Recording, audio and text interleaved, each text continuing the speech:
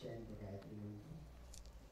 Om भूर्भुवः स्वः तत्सवितुर्वरेण्यं भर्गो देवस्य धीमहि धियो यो नः प्रचोदयात्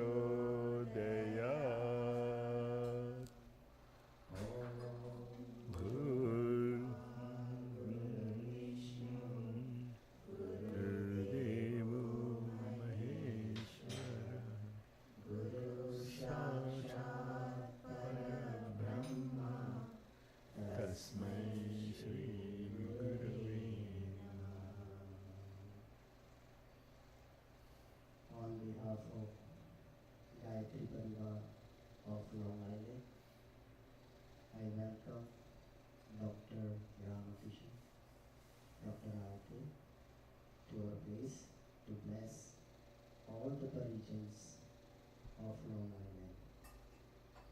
We are so fortunate today that he has came far from India to bless us with his knowledge, guidance to all our Parisian.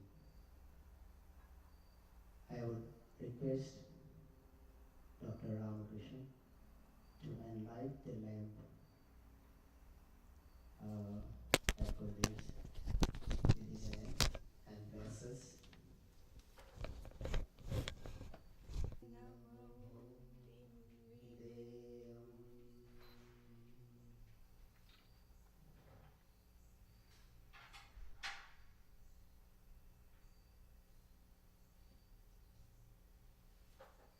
I would now request Saritaji to introduce Dr. Aarti.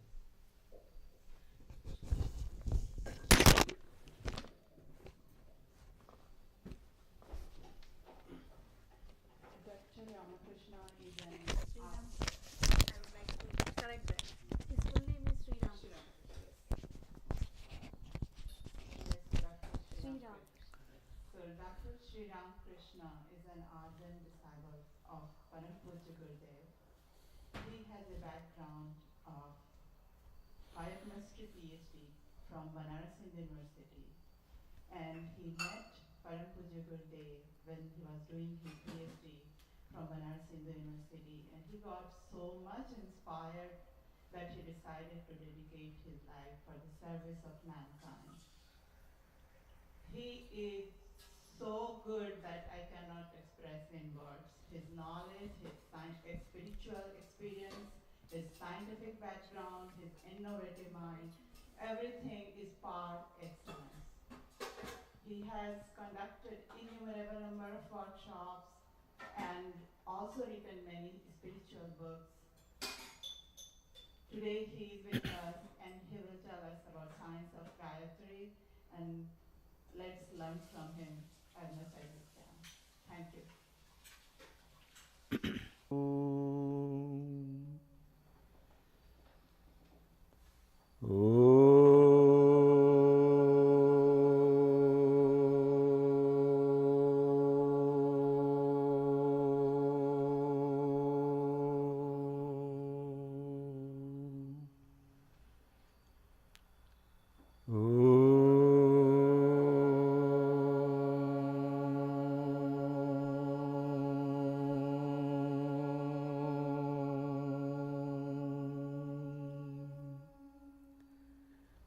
गुरुर्ब्रह्मा गुरुर्विष्णुः गुरुर्देवो महेश्वरः गुरुसाक्षात् परब्रह्म तस्मै श्री गुरवे नमः। अखण्डमण्डलाकारं व्याप्तं येन चराचरं यत्पदं दर्शितं येन तस्मै श्री गुरवे नमः। ॐ भूर्भुवस्वः तत्सवितुर्वरेण्यं भर्गो देवस्य धीमहि धियो यो नः प्रचोदयात्।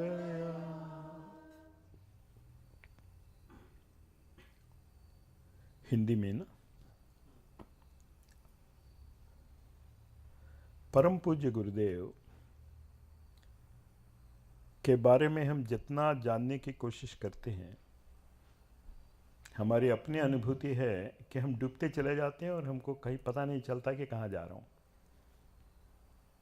मैं काशी में पढ़ता था 8th क्लास से PhD तक, तो एक तरह से हमारी मातृभाषा हिंदी ही है, क्योंकि BSc की परीक्षा फिजिक्स और केमिस्ट्री भी हिंदी में ही लिखा था।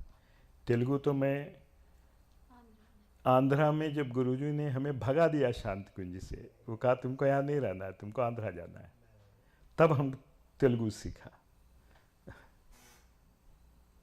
ये मैं इसलिए कह रहा हूँ कि जब मैं काशी में था तो हमारे दादाजी श्री रामकृष्ण परमहंस के बहुत बड़े भक्त थे, इसलिए हमारे नाम के आगे भी उन्होंने श्री जोड़ दिया।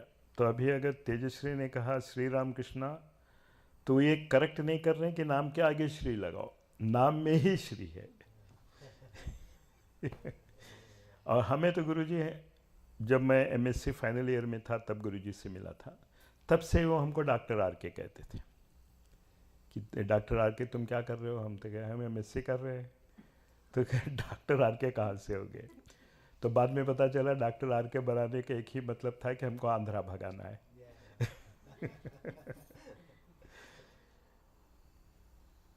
जब मैं बचपन से काशी में था तो काफ़ी बड़े बड़े दिग्गज आध्यात्मिक शास्त्रकारों से मिला। मैं जानबूझ के कह रहा हूँ शास्त्रकार, जैसे आनंदमयी माँ, वो जब भी काशी आती थी तो हमको बुला लेती थी अपने पास, जब मैं BSc में था। और कीनाराम बाबा आपने सुना ही होगा, और उसके बाद देवहरिया बाबा। देवहरिया बाबा के बारे में आप एक बात याद रखिए कि वो हमेशा जो है सूर्य का नमस्कार जहाँ वो थे वहाँ से उत्तर की ओर मुड़ के करते थे और कहते थे हम सूरज को नमस्कार कर रहे हैं। तो लोगों को बहुत परेशानी होती थी कि उत्तर में और सूरज का नमस्कार। लेकिन 1990 जून 2 के बाद से उन्होंने उत्तर की ओर नहीं, पूरब की ओर करके ध्यान करना शुरू, नमस्कार करना शुरू किया। तो उन्होंने बताया अब तो सूरज फिर ऊपर चला गया। अब समझ रहे हैं किसके बारे में वो बता रहे? पूज्य गुरुदेव के बारे में। जब पूज्य गुरुदेव सशरीर थे तो उतने महावक्त, जानते हैं वो बाएं पैर से आशीर्वाद देते हैं। राजीव गांधी को भी उन्होंने अपने बाएं पैर से आशीर्वाद दिया, हाथ से नहीं। मैं इसलिए बता रहा हूँ कि प्राइम मिनिस्टर लेवल के लोग भी उनके पास आते थे तो उनका बायां पैर अपने सर पे रखते थे। वो परम पूज्य गुरुदेव को सूरज का ही अंश नहीं, सूरज ही वो कहा करते थे। और जब तक वो जमीन पे थे तो उनके लिए तो सूरज हरिद्वार में थे। तो ये हम लोगों के अनेकों जन्मों की अपनी श्रम कहिए या अपना भाग्य कहिए कि उनसे परिचय हुआ। लेकिन हम एक चीज़ हमेशा भूल जाते हैं कि गुरुदेव ने आध्यात्मिक जगत में केवल 2 पग दिए हैं हमको, लेफ्ट राइट, केवल 2 चीज़ दी, एक गायत्री और दूसरा यज्ञ। जहाँ भी जाना हो हमको तो चलना ही पड़ता है। चाइनीज़ में एक कहावत है कि 3000 किलोमीटर भी जाना हो तो आप तो एक ही पग आगे बढ़ेंगे, बायां पैर फिर दायां पैर, बायां पैर फिर दायां पैर। अगर आप फ्लाइट में भी जाए, जहाँ भी जाए, तो पहला कदम तो उठाना ही होगा ना घर से बाहर जाने के लिए। तो गायत्री और यज्ञ आध्यात्मिक जगत के 2 पांव हैं, और only 2 legs, we don't have other legs. तो जहाँ कहीं भी हमको आध्यात्मिकता के बारे में जानना हो तो केवल इन्हीं 2 चीज़ों से हम जान सकते हैं, एक गायत्री, दूसरा यज्ञ। और ये यज्ञ के बारे में और गायत्री के बारे में गीता में भगवान श्री कृष्ण ने कुछ बातें कहें जिसको हम याद नहीं रखते हैं। छंदसाम गायत्री, कृष्ण कहते हैं छंदस में हम गायत्री, और यज्ञों में जप यज्ञोस्मी। मैं फिर दोहराता हूँ, मैं इसलिए दोहरा रहा हूँ कि मेरे कहने के पहले मैं क्या कहने वाला हूँ आप बोल दें, इसलिए मैं बता रहा हूँ। एक चीज़ तो हमने कहा कि हमको आगे बढ़ना आध्यात्मिकता में, तो दो चीज़ें चाहिए, एक गायत्री और यज्ञ। और ये गायत्री यज्ञ किस तरह से हमको समझना है? यह समझना है कि छंदस गायत्री है। छंदसाम हम आगे आ जाइए, मैं पहले ही कह रहा था जितना आगे आ सकते हैं the voice is clear to all of you? Okay, you are able to here?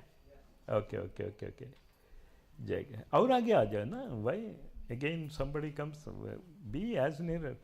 I hope I am not so disturbing that you don't want to come nearer to me. No, if such is the problem, okay. If not, be nearer, because the more nearer you are, the better you get it, not because of the voice, but something else happens when we are together, जिसको हम आरा कहते हैं. The nearer you are, you get more results. But if possible, it depends. तो मैं कह रहा था कि आध्यात्मिकता के लिए गुरुजी ने एक मिरेकल दिखाया, एक चमत्कार दिखाया, एक विज्ञान दिखाया. उन्होंने कहा आध्यात्मिकता की ओर जाना हो तो आपको यही 2 कदम चुनना होगा. चाहे आध्यात्मिकता का मेरा मतलब है चाहे आप किसी भी मत के हों, किसी भी धर्म के हों, या नहीं कि आप क्रिश्चियन हैं कि मुस्लिम हैं कि सिख हैं कि जैन हैं कि बौद्ध हैं, जो भी आपको करना हो, आध्यात्मिकता के दिशा में आगे बढ़ना हो, तो यही 2 कदम हैं. तो इसलिए मैं इसको बार बार दोहराता हूँ. और जब हम पूज्य गुरुदेव के साथ वो अपना क्लास चलाते थे, मुख्य रूप से एक जीवन देवता साधना वो बताया करते थे, एक कल्प साधना वो बताया करते थे, और उसमें जो प्राण प्रत्यावर्तन शिविर होता था, तो उसमें हमेशा एक ही बात करते थे कि लोगों को आध्यात्मिकता के बारे में बड़ी गलतफहमियाँ है, बड़ी गलतफहमियाँ है. सबसे बड़ी गलतफहमी आध्यात्मिकता का हम ये समझते हैं कि कर्मकांड कर लिए तो हम आध्यात्मिक हैं, पूजा कर लिए तो आप हिंदू हैं, नमाज पढ़ लिया तो आप मुस्लिम हैं, अगर चर्च जाते हैं तो आप क्रिश्चियन हैं, गुरुद्वारा जाते हैं तो आप सिख हैं. तो ये तो कर्मकांड हुआ. कर्मकांड का मतलब आप समझ रहे हैं ना, कि physical movement of the body, nothing is related with your mind. आपका मन उसके साथ नहीं जुड़ता है. कर्मकांड में हमारा मन हमारे कर्मकांड के साथ नहीं जुड़ता है. मैं आपसे कहता हूँ, आज तक किसी ने हमें ये नहीं पूछा कि पंचोपचार पूजा और षोडशोपचार पूजा में क्या अंतर. आज तक किसी ने नहीं पूछा, और आप पूछे भी मत, इसलिए कि हमने ये प्रश्न उठाया तब आप पूछ रहे हैं. आज तक किसी ने ये बात नहीं कहा कि ये पंचोपचार पूजा क्या होता है और षोडशोपचार पूजा क्या होती है. मैं इसलिए कह रहा हूं कि हम जो भी क्रिया करते हैं, उस क्रिया के पीछे जो भाव होना चाहिए वो भाव नहीं होता. लेकिन जब साइंस में हम कोई क्रिया करते हैं तो उसके पीछे बहुत भाव होते हैं, बहुत थ्योरी होती है. और एज ए केमिस्ट्री लेक्चरर मैं बता सकता हूं कि मैं जितना केमिस्ट्री पढ़ाता हूं उससे कम प्रैक्टिकल कराते हैं. उतना समय नहीं मिलता है कि जितना मैंने पढ़ाया उतना प्रैक्टिकल करें.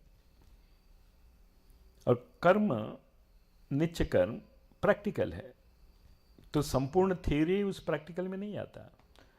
लेकिन थियोरी को किस तरह आपको उपयोग करना है वो उस प्रैक्टिकल में आता है. तो हम 2 कदम के बारे में बात कर रहे हैं. ये हमेशा मैं इसलिए रिपीट करता हूँ ना कि इतना हम आदी हो गए इन शब्दों के, कि उन शब्दों का जो गुरुदेव ने एक नया स्वरूप दिया वो हम नहीं पकड़ पाते हैं. अब जैसे गायत्री और यज्ञ, ये 2 कदम है. कदम क्यों? आगे बढ़ने के लिए. कहाँ कब हम आगे बढ़ते हैं? जब कोई लक्ष्य होता है. चलना हम तब शुरू करते हैं जब कोई लक्ष्य हो, कोई भी लक्ष्य हो, चाहे खाना हो तब भी आपको चलना पड़ेगा, खेलने जाना हो तब भी आपको चलना पड़ेगा, या कोई बहुत दूर जाना हो, बहुत बड़ी चीज़ पाना हो तब भी आपको चलना पड़ेगा। तो ये चलने का प्रक्रिया, आपका लक्ष्य कोई भी हो, एक ही है। मैं समझा सका इस बात को कि चलने का प्रक्रिया एक जैसा ही होता है, चाहे खेलने जाओ, चाहे खाने जाओ, या किसी से गप मारने जाओ, या किसी से सत्संग करने जाओ, या उन जगहों पे जाओ जहाँ परम पूज्य गुरुदेव जैसे लोग रहे हैं। तो सबके लिए आपको चलना है। कैसे चलोगे आध्यात्मिक जगत में? गायत्री और यज्ञ के द्वारा। ये मैं समझाने की कोशिश कर रहा हूँ। तब आपकी गायत्री का और यज्ञ का आपके हाथ में एक नया साधन। कैसे साधन? लक्ष्य पहुंचने का साधन। तो गुरुजी कहा करते हैं कि गायत्री 3 लक्ष्यों को आपको देगी। वो अंतिम लक्ष्य के बारे में बता रहे हैं। फिजिकली आप पारसमणि पा जाएंगे। पारसमणि कहते हैं ना? परसवेदी बोलेंगे कि पारसमणि बोलेंगे? पारसमणि, ठीक है। तो ये पारसमणि, चूंकि हम तेलुगु में उसको परसवेदी बोलते हैं, इसलिए मैं कह रहा था कि शायद, तो आप समझ गए ना, भौतिक जगत में जिसे आप छूते हो सोना हो जाएगा। भौतिक जगत में ये गायत्री का लक्ष्य है। गायत्री फिजिकली ऐसा आप पारसमणि पा जाएंगे। पारसमणि कहते हैं ना? परसवेदी बोलेंगे कि पारसमणि बोलेंगे? पारसमणि, ठीक है। तो ये पारसमणि, चूंकि हम तेलुगु में उसको परसवेदी बोलते हैं, इसलिए मैं कह रहा था कि शायद, तो आप समझ गए ना, भौतिक जगत में जिसे आप छूते हो सोना हो जाएगा। भौतिक जगत में ये गायत्री का लक्ष्य है। गायत्री और यज्ञ का लक्ष्य का मतलब हम समझा सके ना। आपको गायत्री को उस तरह से उपयोग करना है जिस तरह आप चल रहे हैं लक्ष्य की ओर। तो भौतिक जगत में पारसमणि मिल जाएगा। और एक जगत हम भूल जाते हैं जिसको हम इमोशनल कहते हैं, भाव कहते हैं। और गुरुजी तो कहते हैं कि संपूर्ण आध्यात्मिकता जो है भाव संवेदनाओं की गंगोत्री है। अगर भाव संवेदना ना हो तो आध्यात्मिक जगत में तो आप आगे बढ़ ही नहीं सकते। तो भाव संवेदना की गंगोत्री में आपको क्या मिलेगा? कल्पवृक्ष मिलेगा। कल्पवृक्ष जिसके नीचे बैठ के आपने कुछ भी सोचे हो जाएगा। तो जब मैं तो एमएससी पढ़ रहा था तो जरा मुंह फट था। ये मैंने सोचता था कि मैं किससे बोल रहा हूँ, क्या बोल रहा हूँ। गुरुजी जब आप ये कहते हैं कि ये कल्पवृक्ष है गायत्री मंत्र, और तुम जो सोचोगे वो मिल जाएगा, तो क्या जरूरत है ये पढ़ना उड़ना? बस गायत्री करते रहेंगे, हो जाएगा। तो कहे बेटा तुम एक चीज़ सोचो। उन्होंने एक उदाहरण दिया। यहाँ तो हमें नहीं मालूम उतनी गर्मी होती है कि नहीं, लेकिन आंध्र प्रदेश में केवल 2 मौसम होते हैं, बहुत ज़्यादा गर्मी और थोड़ा गर्मी। सब गर्मी ही गर्मी। और गर्मी के दिनों में तो बिल्कुल प्रचंड गर्मी होती है। तो उसका उदाहरण मैं दे रहा हूँ। गुरुजी ने इस तरह का उदाहरण दिया, मैं जरा उसको आंध्रा की ओर मोड़ रहा हूँ, चूँकि हमको भगा दिया उन्होंने आंध्रा, ताकि मैं यहाँ आ सकूँ। तो एक बहुत प्रचंड गर्मी जिस दिन था, बहुत तीव्र गर्मी जिस दिन था, एक आदमी एक शहर से दूसरे शहर जा रहा था। उसको नहीं मालूम कि उस रास्ते में एक पेड़ है जिसे कल्पवृक्ष कह सकते हैं। तो अनजाने में उस पेड़ के नीचे बैठ गया वो। बहुत गर्मी था, करत अगर ठंडा हवा लगता तो कल्पवृक्ष के नीचे बैठा था वो। ठंडा हवा शुरू हो गया, प्यास भी था, तो क्या कहते, कोक। हाँ, तो उसने सोचा अगर कोक मिल जाता तो कितना अच्छा। कोक आ गया। अब उसको लगा कि ये तो कुछ हो रहा है, तो कहा बढ़िया खाना मिल जाए। मिल गया। और बढ़िया खाने के बाद एक ही चीज़ बचता है, सोना। तो सोचा अगर बढ़िया पलंग मिल जाए तो सो जाऊंगा, तो पलंग मिल गया। और उसके बाद में बैठ के सोचा कहीं भूत तो नहीं जो हमको खा जाएगा। उदाहरण समझ में आया? हम समझते हैं कि कल्पवृक्ष मिल जाए तो अच्छा है, लेकिन बहुत डेंजरस है, क्योंकि अगर तुम्हें सोचने का ढंग ना आए तो कल्पवृक्ष तो आपके लिए खतरा ही बनेगा। तो कई आदमी हमसे पूछते हैं, तो एक उदाहरण दिए। हमने कहा उदाहरण मत सुनो, आज का साइंस देख लो, तुमको समझ में आ जाएगा। साइंस कल्पवृक्ष ही तो है आजकल। लेकिन आज का विज्ञान अगर हम ढंग से सोचें तो संपूर्ण मानव जाति को समस्यामय बना दिया है। फैक्ट्रीज, जल और वायु का प्रदूषण।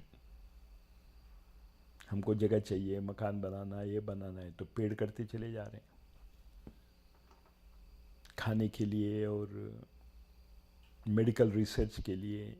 पशु पक्षियों का तो इतना बेतरह से उनका जो है हम हत्या कर देते हैं।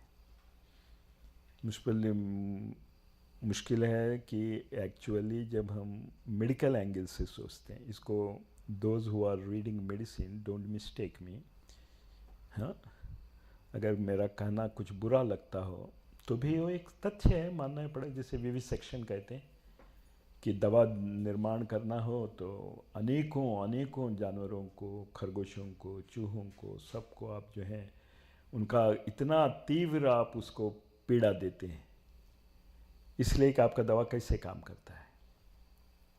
तो पता नहीं कितने हजारों लाखों को मारने के बाद आपको एक दवा निकलता है, और बाद में पता चलता है कि ये दवा तो उतना बढ़िया नहीं है, तो कुछ और दवा। तो हमारे रोगों के लिए जो कल्पवृक्ष देने वाला दवा है वो एक ऐसी समस्या क्रिएट कर रही है। और सबसे बड़ी गलती ये हो रही है कि लोगों की दौड़ शहर की ओर जा रही है। गांव में कोई नहीं रहना चाहता, सब शहर की ओर जाना चाहते हैं। हमें तो यहाँ की बात नहीं मालूम, भारत की बात तो बिल्कुल सही बात है। और शहर की ओर क्यों भाग रहे हैं? क्योंकि वहाँ काम मिल जाता है। काम किस तरह का मिलता है? जैसा भी काम हो, लेकिन वह काम ऐसा नहीं है जो हमको खाना दे सके। खेत, वो सब काम तो नहीं हो सकता ना, वहाँ एग्रीकल्चरल काम तो नहीं हो सकता। तो जितने हम सुख सामग्री विज्ञान से मैं पा रहे हैं, सभी पा रहे हैं, इस समय भी मैं बोल रहा हूँ और आप सुन पा रहे हैं, तो बिकॉज ऑफ साइंस। इसकी कमी नहीं मैं बोल रहा हूँ। सोचने का ढंग हम भूल गए हैं, तो कल्पवृक्ष जो है समस्या प्रदान कर रही है, ये मैं बता रहा हूँ। विज्ञान को मैं दोष नहीं दे रहा हूँ, लेकिन यहाँ क्या बात हो रही है वो याद रखो। मैं बता रहा हूँ दो कदम के बारे में। एक कदम जो गायत्री से उठता है, दूसरा कदम जो यज्ञ से उठता है। तो कृष्ण ने क्या कहा कि एक छंदस में मैं गायत्री हूं, और गायत्री में 3 शब्द आते हैं। चाहे किसी भी देवता का आप गायत्री मंत्र सोचें, सुने या बोलें, विद्महे धीमहि प्रचोदयात्, निश्चित रूप से ये 3 पद आते हैं। विद्महे जान रहा हूं, धीमहि मैं धारण कर रहा हूं, प्रचोदयात् एक्शन में ला रहा हूं।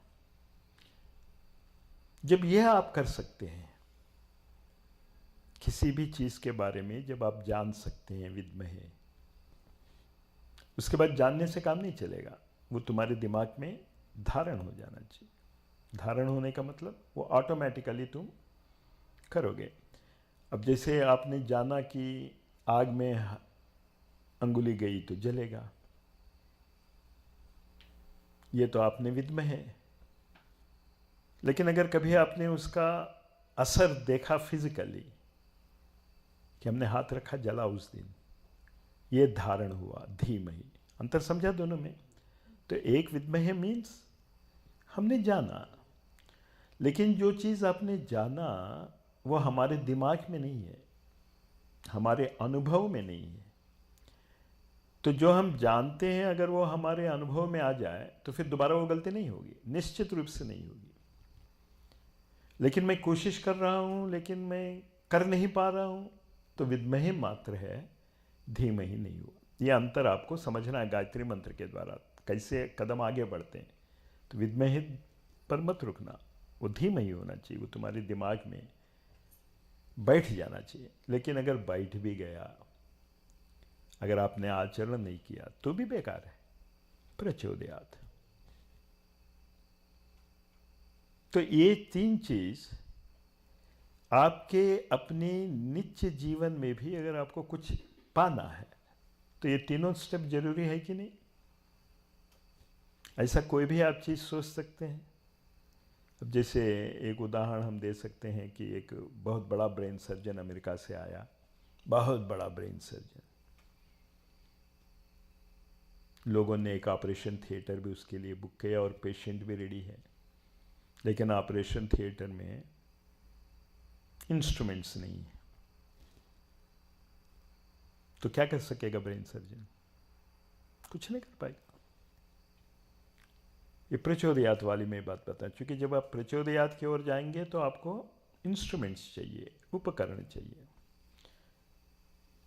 अगर आप साइंटिफिक वे में आगे बढ़ना चाहते हैं तो आपको एक प्रयोगशाला चाहिए। तो एक साधारण से दवा खोजने के लिए कितना बड़ा प्रयोगशाला लगाते हैं हम, कितने आदमी लगते हैं, और हम इतना बड़ा आध्यात्मिक सफर में निकलने के लिए हम कदम बढ़ा रहे हैं गायत्री और यज्ञ के माध्यम से। तो प्रयोगशाला कहाँ है? तो अब हम प्रयोगशाला ढूंढें। कहाँ बनाए प्रयोगशाला? आपको इस कहेंगे कहाँ बनवाएं? जब बात उठी गई है तो हम बात कर लें। प्रयोगशाला की जरूरत तो समझ गए ना, तो कहाँ बनाए? न्यू जर्सी में या न्यूयॉर्क में? आप समझिए, आपका शरीर ही प्रयोगशाला है, बना बनाया प्रयोगशाला है। प्रयोगशाला बनाने की कोई जरूरत नहीं। और जितने साइंटिफिक इंस्ट्रूमेंट्स बन रहे हैं वो सब इस प्रयोगशाला को ही देख के बन रहे हैं। तो एक जगह तो हमने पढ़ा, एक हमें याद नहीं आ रहा, एक नोबेल प्राइज विनर है वो, ठीक नाम जो भी हो, उन्होंने कहा कि ऐसा कोई भी यंत्र का निर्माण नहीं हो सकता जो मानव शरीर में नहीं है। अगर मानव शरीर में वो यंत्र ना हो तो भौतिक जगत में वो यंत्र नहीं बन सकता। टेलीफोन, कैमरा, आपका जो पीसने का मशीन और तरह तरह के सब यहाँ है। और आजकल का कंप्यूटर, बिगेस्ट कंप्यूटर। तो परम पूज्य गुरुदेव कहते हैं कि आप कंप्यूटर के बारे में रिसर्च करना चाहते हैं तो आजकल का जितने कंप्यूटर हैं वो दिमाग के सामने कितने हैं? कुछ नहीं। अगर दिमाग का कंप्यूटर आपने जगा सके, दिमाग का कंप्यूटर रूपी यंत्र अगर आपने जगा सका, तो जगाने के लिए क्या चाहिए? पहले तो ये मालूम हो कि ये कंप्यूटर है, विद्मय है। और उसके बाद क्या होना चाहिए? जो कंप्यूटर का जो धारणा होनी चाहिए, कंप्यूटर के बारे में आप जो एक्टिविटीज़ लेते हैं वो दिमाग में उतरना है। और उसके बाद डू इट, प्रचोदयात। लेकिन इस स्टेप को लेने के लिए यज्ञ जरूरी है। अब कई लोग आके कहते हैं कि भाई यज्ञ सिखाओ, कैसे करना है? वहाँ भगवद गीता में अगेन कृष्ण कहते हैं, सह यज्ञा प्रजा सृष्टवा पुरोवाच प्रजापति अनेन प्रसविश्वध्वम एषवोस्त्विष्ट कामधुक। कामधुक मतलब आप जो कामना है, आप जैसे गाय के थनों से आप दूध, क्या कहते हैं उसको, धोते हैं ना, उसी तरह आप यज्ञ से आपके हर कामना धो सकते हैं। लेकिन यह यज्ञ प्रक्रिया तुम्हारे साथ ही उत्पन्न हुआ है। सह यज्ञा, आप उत्पन्न ही हुए, आप पैदा ही गायत्री और यज्ञ के स्टेप के द्वारा ही माँ के गर्भ से बाहर आए। यह साइंस हम भूल गए, यह विज्ञान हम भूल गए। तो ये विज्ञान का चमत्कार और इसकी विशालता आप समझ रहे हैं गुरु जी का। तो गुरुदेव से बड़ा साइंटिस्ट हमारे समझ से तो कोई हो ही नहीं सकता, इम्पॉसिबल। अगर भौतिक शरीरधारी आदमी को किसी भी एरिया में किसी भी विषय के बारे में मार्ग को देखना हो तो यही तो 2 कदम उठाना है, गायत्री और यज्ञ। वो दोनों हमारे हाथ में थमा दिया, ठीक। तो अब इस गायत्री के बारे में और यज्ञ के बारे में समझने के लिए, गायत्री तो हमने बता दिया, विद्महे धीमहि प्रचोदयात्। विद्महे मतलब जानना, लेकिन गायत्री मंत्र में विद्महे नहीं है। जो हम गायत्री मंत्र करते हैं उसमें विद्महे नहीं है ना? इसलिए नहीं है कि तुम्हें जानने की कोई जरूरत नहीं, जो जानता है उससे पूछ लो। ये संपूर्ण सृष्टि का निर्माण कौन कर रहा है? सूरज। अगर सूरज से अगर आपका संबंध जुड़ गया तो आपको विद्महे कुछ करना ही क्या, वो जैसा करता है वैसे करो। इसी को गुरुजी कहा करते थे समर्पण। तो इसलिए विद्महे नहीं है वहां पे। तो ये मत समझना कि गायत्री मंत्र की कमी है, ये गायत्री मंत्र की विशालता है, जहां विद्महे की कोई जरूरत ही नहीं है। बस एक ही चीज है, समर्पण। तो ये समर्पण की टेक्निक गायत्री की साधना है। यह समझना हमको पहले है कि हमको समर्पित हुए कि नहीं, हमने समर्पण किया कि नहीं। बोलने से नहीं, आपके जो काम हम करते हैं उसमें हम कितने समर्पित हैं। अगर आप पूर्ण रूप से समर्पित हैं उस ज्ञान को, तो एक चीज की गारंटी है कि आपके ऊपर विश्वास हो जाएगा कि आप जो कहते हैं वो कर सकते हैं। मैं फिर से इसको रिपीट कर रहा हूं, फिर उदाहरण दूंगा। अगर आपका समर्पण के बारे में विश्वास हो गया लोगों को कि यह ये चीज कर सकता है, समर्पण का मतलब तो ये ना कि ये इस दिशा में कर सकता है, तो अगर यह इस दिशा में ये आदमी कर सकता है, इस बात का विश्वास हो जाए, तो सब लोग जो हैं सहायता देना शुरू कर देते हैं। उदाहरण के लिए कैंसर की रिसर्च में बात कर रहा हूँ, इसलिए मैं बात कर रहा हूँ कि जितना हम लोग उसके बारे में बात करेंगे उतनी जल्दी कैंसर की दवा मिलेगी, इसलिए मैं उसी का उदाहरण देता हूँ।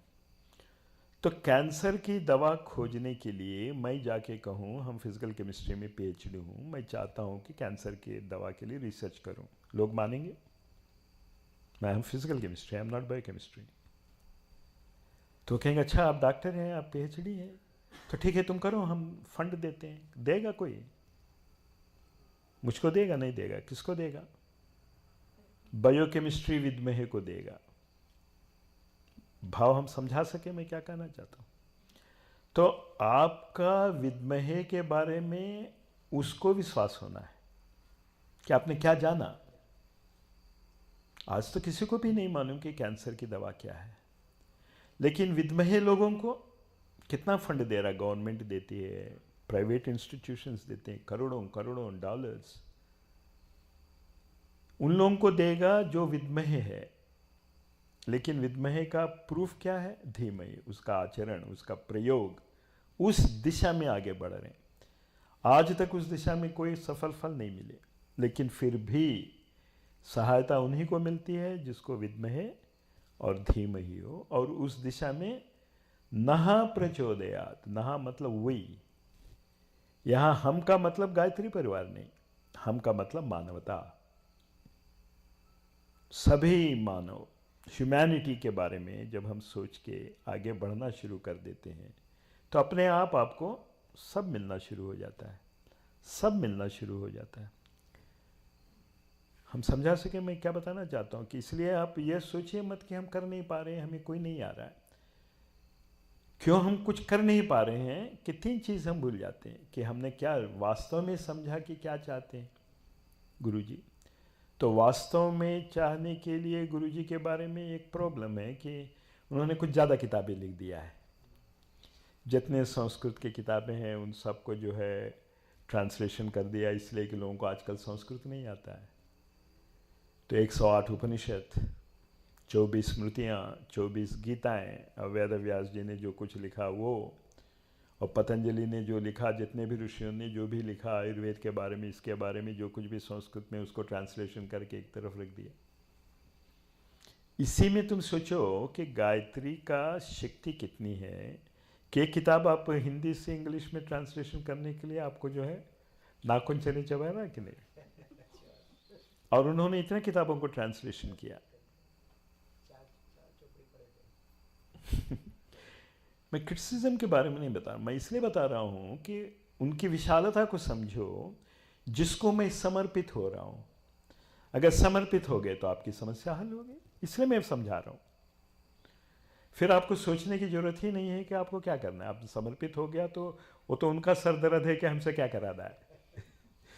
अगर ये बात मैं कह सकूं, लेकिन शायद हम सब लोग सर दर्द हैं उनके लिए, वो दूसरी बात है।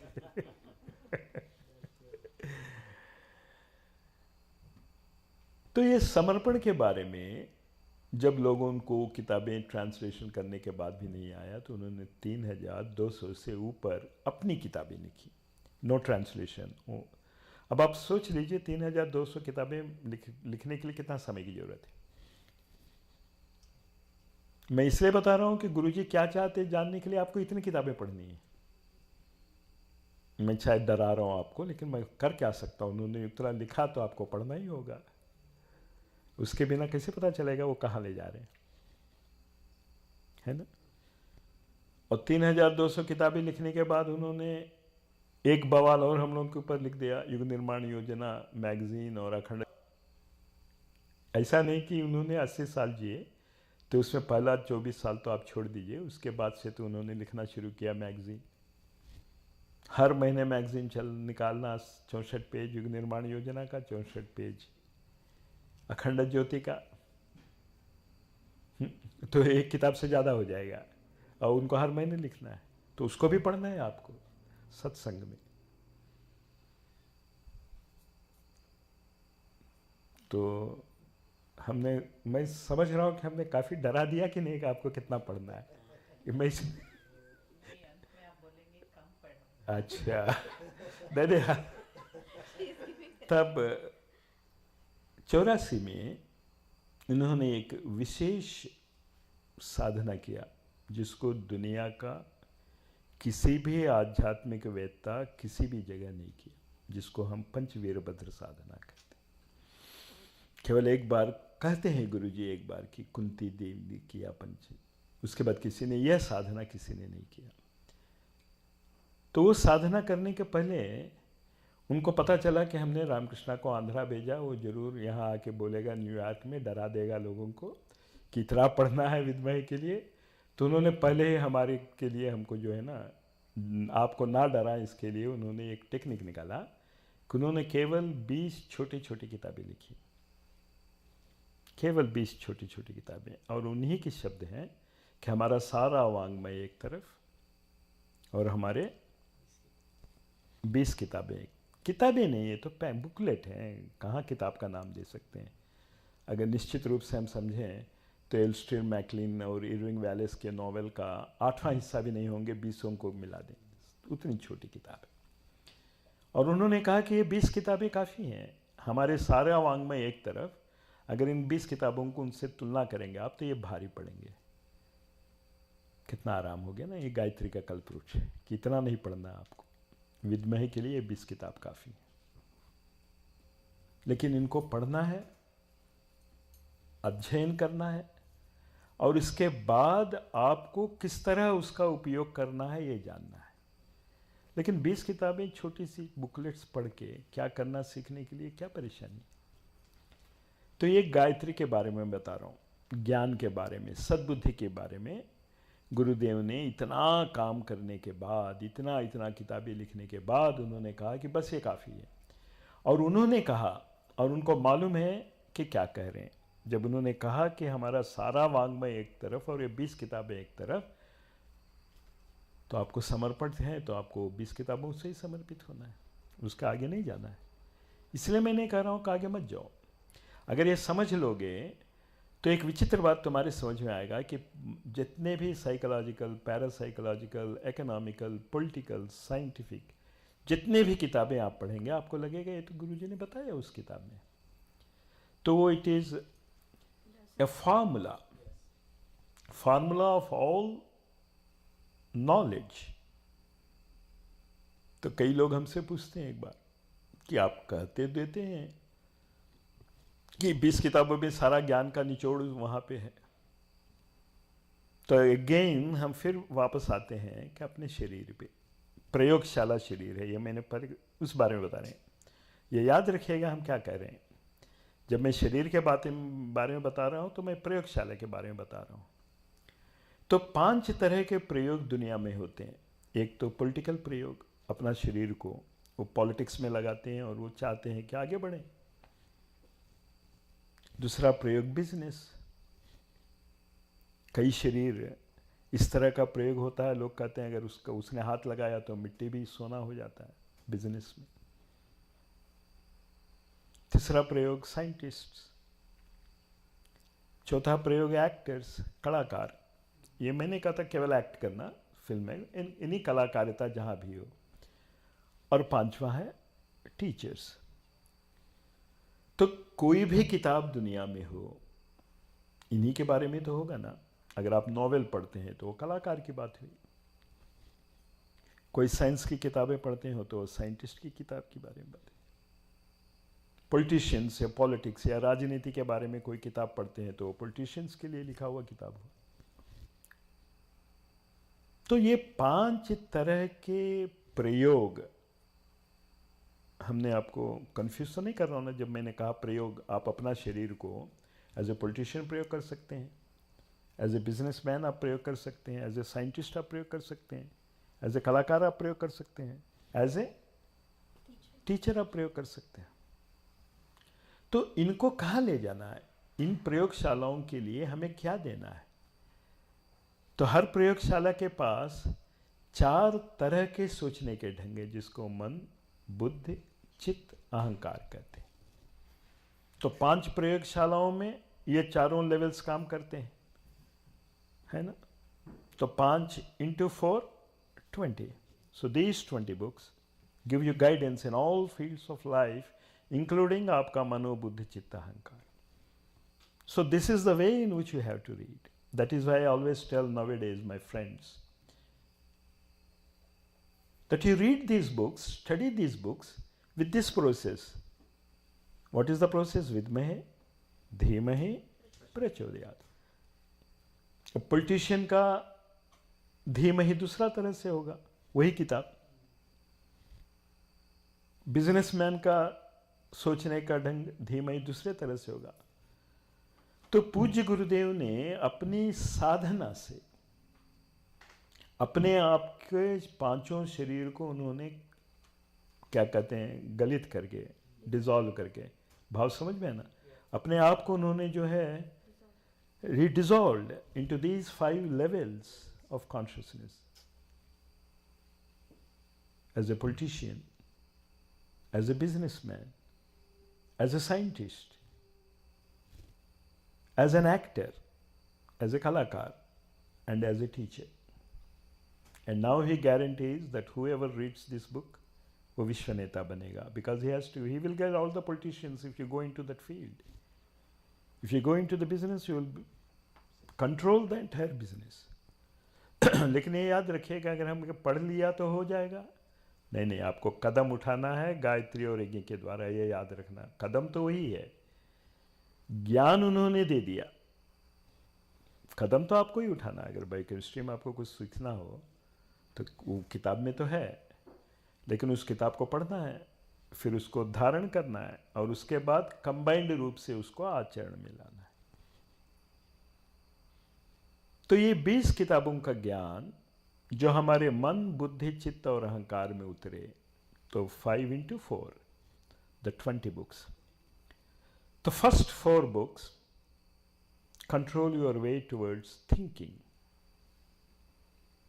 जब हम आज के साइंटिस्ट के बारे में और इन जनरल इंटेलेक्चुअल पीपल के बोलने के ढंग से ऐसा लगता है जैसे हम एक प्रलय के कगार पे हैं। लकी चीज़ है, हम सोचते नहीं तो अब तक तो हम डर गए होते। कभी हम डरते ही नहीं, वो दूसरी बात है। नहीं तो जब कभी हम यहाँ, तो अब आज तक ऐसा वातावरण नहीं मिला जैसे हैदराबाद में, दिल्ली में, बेंगलुरु में। जब मैं रास्ते में निकलता हूँ तो हमको सांस लेने में डर लगता है कि ऐसा पोल्यूटेड एयर, हम कैसे, सांस तो लेना ही होगा लेकिन डर लगता है।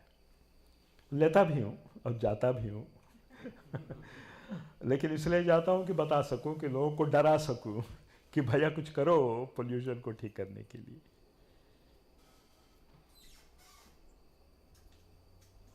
तो परम पूज्य गुरुदेव का यह जो प्रयोग है कि आपका मन किस तरह होना है, आपका बुद्धि किस तरह होना है, आपका अहंकार किस तरह होना है, आपका चित्त किस तरह होना है। तो आजकल का एजुकेशन सिस्टम तो ऐसा हो गया कि बुद्धि के बारे में तो कोई बताता ही नहीं। बुद्धि का मतलब आप कुछ डेफिनेशन से याद रखिए। मन एकत्रित करता है, it is like a librarian. Librarian बैठा है और लाइब्रेरी है, तो लाइब्रेरियन के से आप किसी भी किताब के बारे में पूछिए, वो निकाल के दे देगा, भले वो पढ़ा हो या ना पढ़ा हो। और ज़्यादातर लाइब्रेरियंस लाइब्रेरी की कोई किताब नहीं पढ़ते हैं वो जानते हैं कि इट इज़ देयर। तो आजकल हमारा मन जो है एक लाइब्रेरियन है, आपको सब जो है दिमाग के अंदर जा रहा है। ये पोल्यूशन है, पॉलिटिशियंस के बारे में जो है देश के लिए या समाज के लिए कुछ करने की इच्छा नहीं है।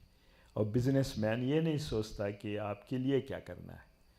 अगर आपको कुछ बेचना चाहे तो पहले आपको जो बेचना चाहे उसके बारे में रुचि कर, उसके बाद फिर उसको बेचना शुरू कर देगा। और एक्टर्स, भगवान जाने वो क्या एक्ट कर रहे हैं, उनके एक्टिंग के बारे में ऐसा कोई भी इच्छा हमको नहीं दिखती कि कुछ समाज को दें। और राइटर्स, नॉवलिस्ट या जो कुछ भी लिखते हो, समझ रहे ना, तो एकत्रित हो रहा मन में। लेकिन बुद्धि का मतलब है आप क्या संकल्प होते हैं, क्या संकल्पित होते हैं कि हम इस ज्ञान को इस तरह से उपयोग करते हैं। तो गुरुजी एक उदाहरण दिया करते थे कि पार्क में कुछ लोग गए, एक आर्टिस्ट गया, एक साइंटिस्ट गया। तो आर्टिस्ट रंगों के बारे में सोचेगा, साइंटिस्ट रंगों के पीछे जो है उसके बारे में सोचेगा। तो बुद्धि का अंतर समझ में आए ना। ज्ञान तो एक ही आ रहा है कि इस तरह के पेड़ हैं और इस रंग के पेड़ हैं। मन तो एक ही चीज देखा कि इस तरह के पेड़ और इस तरह के फूल हैं। लेकिन बुद्धि आर्टिस्ट की दूसरी तरह काम करेगी, साइंटिस्ट की दूसरी तरह काम करेगी। तो यह सोचने का ढंग मन को बुद्धि के बारे में, बुद्धि अहंकार के रूप में परिणित हो और वो चित्त के रूप में परिणित हो। तो ये विज्ञान को उन्होंने एक छोटी सी किताब में दिया है, क्रांतिधर्मी साहित्य में, मनस्थिति बदले तो परिस्थिति बदले। तो इस चीज को अगर आज मैं इसी के बारे में जोर दे के बोलूंगा, क्योंकि अगर हमारा मन बदल गया तो परिस्थितियां बदल जाएंगी। इससे बड़ा कल्पवृक्ष आपको कहां मिलेगा कि आपने मन बदल दिया और परिस्थिति बदल गई। और गुरुजी एक चीज और बताते हैं, हमने तो सब बदल दिया। पांचों जो लेवल्स हैं ना, पॉलिटिशियंस के बारे में, किस तरह के पॉलिटिशियंस चाहिए हमने फिक्स कर दिया है। किस तरह के बिजनेसमैन होना चाहिए हमने फिक्स कर दिया है।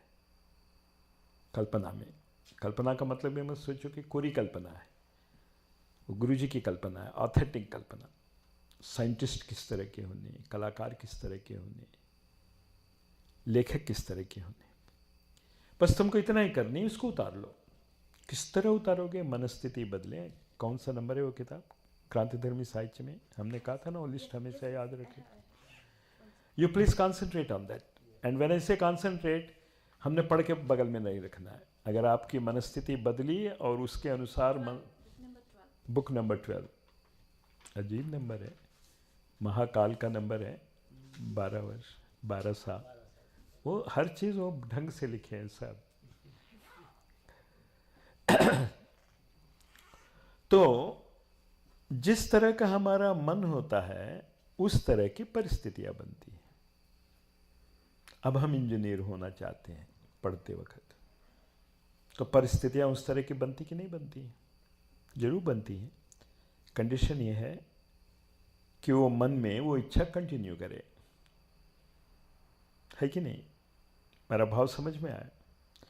आप जो भी चाहें वो परिस्थिति आएगी, लेकिन वो परिस्थिति लाने के लिए आपको प्रयत्न करना पड़ेगा। तो अब तक तो हमने गायत्री के बारे में बताया, अब मैं यज्ञ के बारे में बता रहा हूं। तो ये प्रयत्न का आप कैसे करेंगे? तो हर प्रयत्न में आपको 3 चीजों से, क्या कहते हैं उसको, छूटना पड़ेगा, छोड़ना पड़ेगा, दान देना पड़ेगा। 3 चीज। जैसे सिनेमा देखना चाहते हैं, ये आपकी कल्पना है, इच्छा है, तो आपकी परिस्थिति कहाँ से कहाँ जाना है? घर से सिनेमा हॉल में आपको रहना है। परिस्थिति बदला कि नहीं? लेकिन ये परिस्थिति कब बदलेगी? पहले तो आप डिसाइड करें कौन सा सिनेमा जाना है। उसी में कई बार हमें तो नहीं मालूम यहाँ क्या होता है, लेकिन हमारे घर में तो 3 दिन तो झगड़ा होता रहेगा कि किस हाल में जाना है, कि ये सिनेमा देखना है कि वो सिनेमा देखना है, उसका हीरो कुछ, इसका हीरोइन किसी को अच्छा लगता है। अब इसी में मन में झगड़ा हो रहा है कि कहाँ जाना है। ठीक, तो पहले तो आपने निश्चित किया कि हमको वहाँ जाना है, उस सिनेमा हॉल में जाना है। सिनेमा हॉल गए,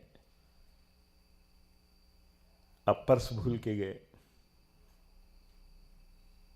तब क्या होगा? वापस आना होगा, टिकट नहीं खरीद सकते। तो कुछ धन से मुक्ति पाना है। और सबसे बड़ी मोस्ट इंपॉर्टेंट थिंग है कि आपके जीवन से 3 घंटे के लिए आपको छुट्टी लेनी है। 3 घंटे का अगर समय नहीं दिया तो आप क्या सिनेमा देखें, है ना? तो ये जो दान देने की प्रक्रिया, पहला दान किसमें? 5-6 पिक्चर आपको देखना है तो एक ही पिक्चर को आप चुन सकते हैं, तो एक दान तो वहां हुआ। दूसरा दान, तीसरा दान समय है ना? तो समय दान, अंश दान, प्रतिभा दान, यह यज्ञ की प्रक्रिया। यज्ञ मतलब सैक्रिफाइस, इंग्लिश ट्रांसलेशन ही है सैक्रिफाइस। यज्ञ को हम जब इंग्लिश में बोलना चाहें तो सैक्रिफाइस ही कहते हैं। सैक्रिफाइस मतलब त्याग करना। त्याग करते हैं कि नहीं आपको? तो यह मत समझिए कि केवल आपको गुरुजी के काम करने के लिए आपको प्रतिभा दान देना होगा और अंश दान देना होगा या समय दान देना होगा। यह एक प्रक्रिया है। तो जहां ये 3 प्रक्रिया मिलती हैं उसको यज्ञ कहते हैं। तो यज्ञानाम जप यज्ञोस्मि, जप को अगर आपने यज्ञ के रूप में परिणित किया, अब गायत्री मंत्र का जप अगर यज्ञ बना सके आप, भाव का अंतर समझ में आया। गायत्री मंत्र तो आपने किया, लेकिन उस गायत्री मंत्र के साथ आपका प्रतिभा कुछ समाज को जा रहा है, आपकी आमदनी कुछ समाज को जा रहा है, अंशदान, आपका कुछ समय समाज को दे रहे हैं। और 20वीं किताब का नाम जरा पढ़ना, समय दान ही धर्म है, युग का। ये गुरुजी जो हैं इंसिस्ट करते हैं। गुरुजी क्या चाहते हैं, क्या पूछते हैं? ना आपकी प्रतिभा के बारे में पूछते हैं, ना वो आपके अंश के बारे में पूछते हैं। अंश का मतलब धन के बारे में। वो कहते तुम समय दो, तुम अपना समय दो उसके लिए, समय दान। तो कहते मैं कहाँ समय दे सकता हूँ? मैं कहता हूँ आप टीवी देखते हैं, सिनेमा देखते हैं, वही समय दे दो, कोई अलग से ज़्यादा समय नहीं देना है। आप जो टीवी देखने का समय है, अगर आप 3 घंटे देखते हो तो 2.5 घंटे देख के आधा घंटा गुरुजी के काम के लिए दे दो, तब भी वो समय दान हो गया। तो उन गुरुजी की किताबों के डेप्थ के बारे में मैं बता रहा हूँ। 2 किताबों के बारे में मैं अभी चर्चा कर रहा हूँ। एक, मनस्थिति बदले तो परिस्थिति बदले। मनस्थिति का मतलब सिनेमा देखना हो तो आपके ये प्रखर प्रतिभा दान, समय दान और अंश दान अलग तरीके से खर्च होते हैं। कॉलेज जाना हो तो वही काम करना है आपको, लेकिन कुछ अलग तरह से। समझ में आ गया ना? तो मनस्थिति बदलना ही मेन चीज है जो संपूर्ण हर क्रियाकलाप को नियंत्रण करता है। तो मनस्थिति हमें कैसे बदलना है? तो गुरुजी ने 3 ध्यान दिया है। अगर जो कर सकें वो निश्चित रूप से करें। सुबह 3 शरीरों का ध्यान उन्होंने कहा है। तो 3 शरीरों का क्या ध्यान है? हमारा प्रयोगशाला है, तो हर प्रयोगशाला के लिए ये 3 ईंधन की, ईंधन ही कहते हैं ना, एनर्जी फ्यूल। 3, एक तो पेट के लिए खाना चाहिए, हृदय के लिए भाव चाहिए, दिमाग के लिए ज्ञान चाहिए। यही प्रयोगशाला है। जैसे हमारे विचार, जैसे हमारे भाव, जैसे हमारा खाना। ये जरूर याद रखिए कि हम परम पूज्य गुरुदेव एक कल्प साधना कराते थे 1 महीने के लिए। आपको मालूम है वो कल्प साधना? सुना है ना? खाना बदलते थे और माता जी कल्क देती थी। याद आ रहा ना? तो उसको कंटिन्यू करना। आपने पढ़ लिया, उसके बाद हम अब ये कल्क वगैरह तो हम नहीं कर सकते हैं। लेकिन खाने के बारे में उन्होंने जो परम पूज्य गुरुदेव ने जो टेक्निक्स बताए, तो एक टेक्निक हमारे मन में हमेशा याद रखना है कि हमारा सोचने का ढंग जैसा खाते हैं वैसे बनता है। यह फार्मूला याद रखना है, जैसा अन्न वैसा मन। तो ये सोचिए आप लोग, क्योंकि वही खाना एक को एक जैसा अफेक्ट करता है दूसरे। तो इसमें एक क्या कहते हैं उसको,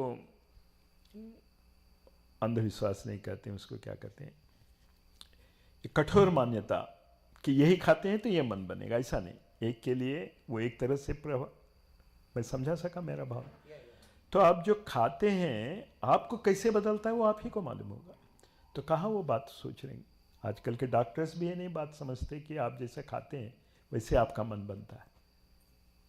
तो आजकल आध्यात्मिकता के बारे में सोच इसलिए नहीं पा रहे हैं कि आध्यात्मिकता को बढ़ाने वाला खाना आपको नहीं पता है। तो 3 चीज़ गुरुजी हमेशा कहा करते थे, उगती हुई दाने, स्प्राउटेड, समझ गए ना, स्प्राउटेड फूड आध्यात्मिकता की ओर जाने का मन कराएगी। ये मत करना। तो पहली बात आपको खाने में बदलाव, स्प्राउट्स निश्चित रूप से हमारे जीवन में होना है। बुक नंबर 16 संजीवनी विद्या, बुक नंबर 16, तो वही मैं कर रहा हूँ। तो गुरुजी ने सब दे दिया उन किताबों में, मैं कुछ भी बोलूँगा वहाँ मिलेगा, और उसका डिटेल्स भी मिलेंगे आपको।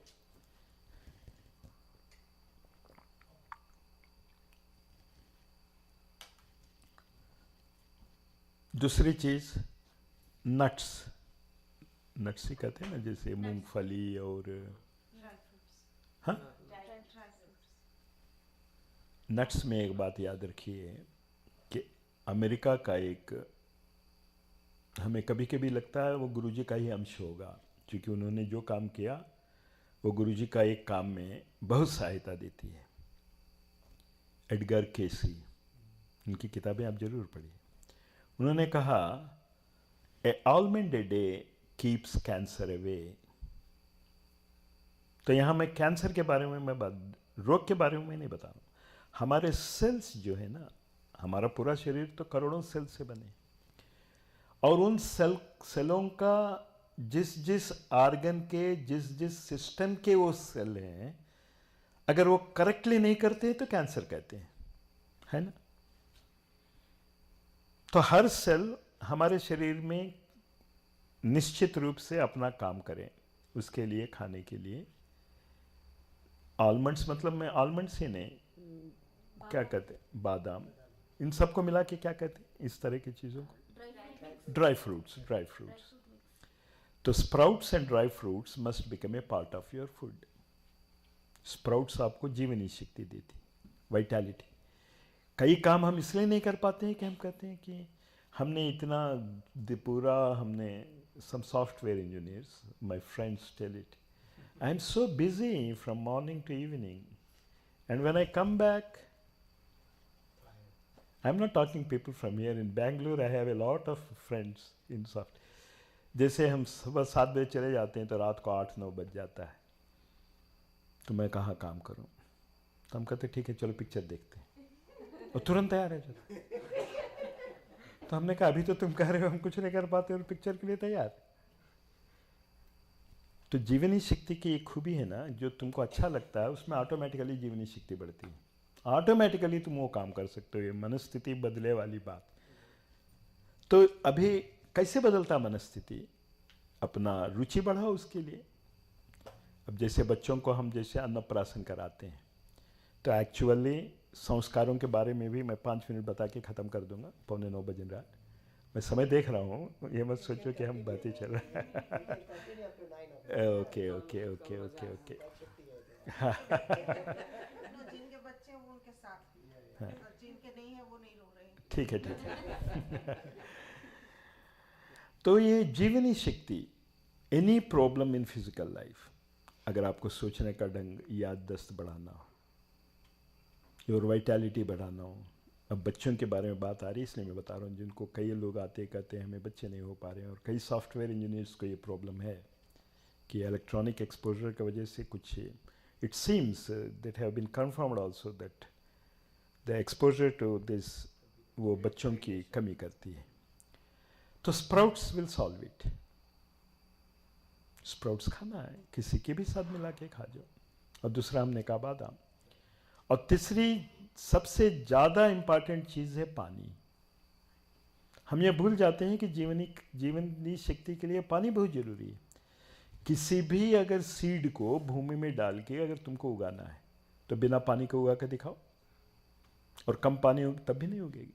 तो कितना पानी चाहिए?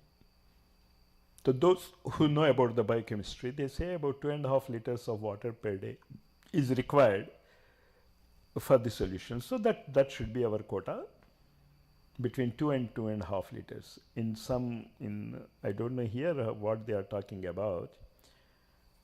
लेकिन आंध्रा में एक प्राकृतिक चिकित्सा है कि कहते हैं कि 5 लीटर पानी पियो पर डे, वो आती हो गया। Don't give names, you always remember it. You think I don't know who's told it?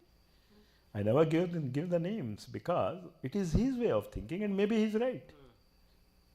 I'm not blaming anybody, but I am adding my common sense that anything excess, I think the kidney will be pressurized. I think so.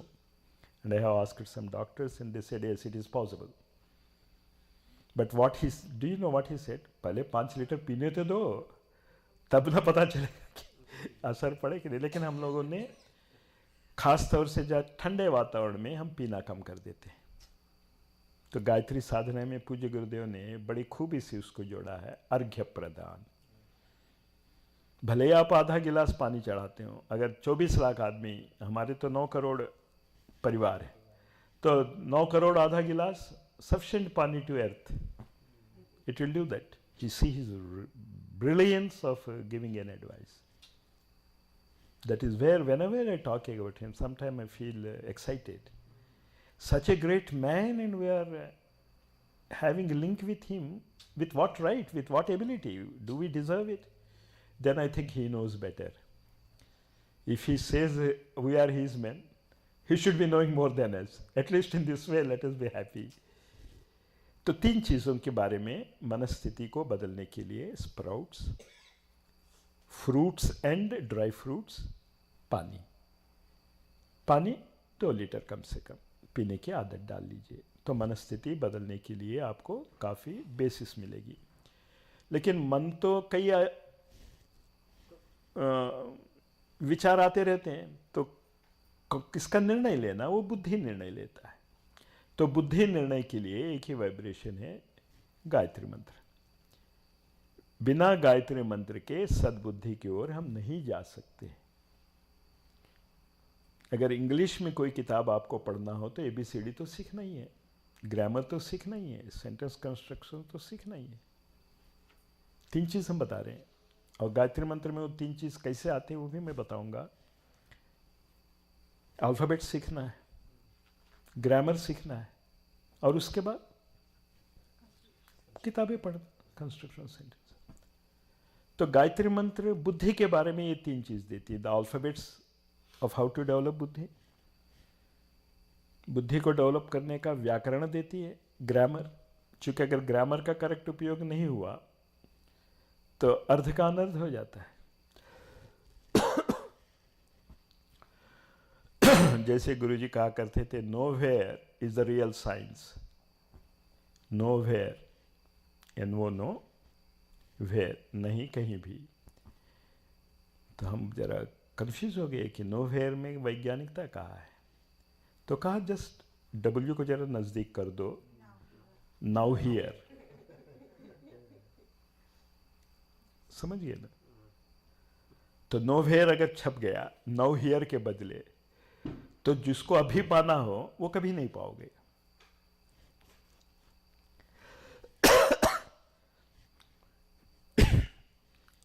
तो मैं बुद्धि के बारे में बता रहा था, गायत्री मंत्र का अल्फाबेट्स। क्या अल्फाबेट्स है? सूरज की किरणें।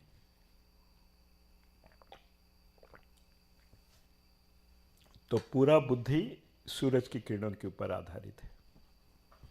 और अगर आप रामायण और महाभारत अगर आप देखें तो रावण को तभी मारा जा सका जब आदित्य हृदय जाना गया। रामायण तो शायद यहाँ नहीं बोलना चाहिए, क्योंकि यहाँ कई लोगों को रामायण के बारे में पता नहीं है। तुम्हें मालूम है Aditya Hridaya? Very good, then I think all of you know I am talking.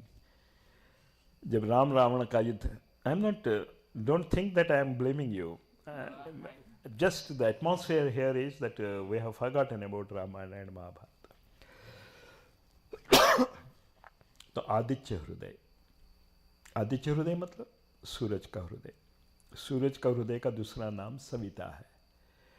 तो जब हम कहते हैं गायत्री मंत्र पढ़ते हैं तो वो सूर्य का मंत्र नहीं है, वो सविता का मंत्र है। गुरुजी हमेशा कहा करते थे, तुम याद रखो सविता के बारे में बता रहा हूँ, सूरज के बारे में। सूरज के बारे में तो तुम जानते हो, दिख ही रहा है, लेकिन सूरज की बुद्धि वो सविता। तो अल्फाबेट्स तो शरीर है, सूरज की किरणें। अगर उसका हृदय पकड़ पाए, सूरज की किरणों का हृदय अगर आपने पढ़ पाया तो आपको आश्चर्य होगा, वो भी 24 श्लोक है। आदित्य हृदय भी 24 श्लोक है। और जब महाभारत में आते हैं तो सूर्य का ही चमत्कार मिलता है। जब पांडव लोग कौरवों से जुए में हारने के बाद जब वो गए जंगल में, तो कई समाज के लोग भी कहे कि हम यहाँ नहीं रह सकते, हम आपके साथ आते हैं। तो उन्होंने कहा मैं कहाँ खिला पाऊंगा तुमको, यहाँ तो मैं राजा था तो कुछ खिला सकता हूँ, तुम जंगल में आओगे तो मैं कहाँ खा। तो वो धौम्य ऋषि एक थे, तो वो सूरज से एक अक्षय पात्र लिया। ये जरा ढंग से याद रखिए, अगर आपको सूरज की किरणों का अक्षय पात्र मिले तो आपका रेगुलर खाना भी आप सबको खिला सकते हैं। खाना खाने के लिए, खाना पैदा करने के लिए आपको नौकरी करने की कोई जरूरत नहीं। अक्षय पात्र। और ये हर मिस्टिक, हर रिलीजियस लीडर के लाइफ में निश्चित आपको एक घटना कहीं ना कहीं मिलेगी जहां उसने थोड़े से खाने को मल्टीप्लाई किया। ऐसा कोई भी घटना किसी भी योगी या सेंट, या मैं जब मिस्टिक करता हूं तो मेरा मन है कि दूसरे धर्मों के जो निश्चित रूप से उनके जीवन में ऐसी घटनाएं आपको मिलती जहां थोड़ा सा खाना को उन्होंने बहुत किया। जैसे कृष्ण के बारे में कहते हैं कि कुछ फिश और कुछ खाना 5000 लोगों को खिलाया। अक्षय पात्र सूरज की किरणों से। शमंतक मणि, जिसे हम पारस मणि भी कह सकते हैं, लगभग 21 किलो सोना वो देता था, वो भी सूरज की उपासना से आया।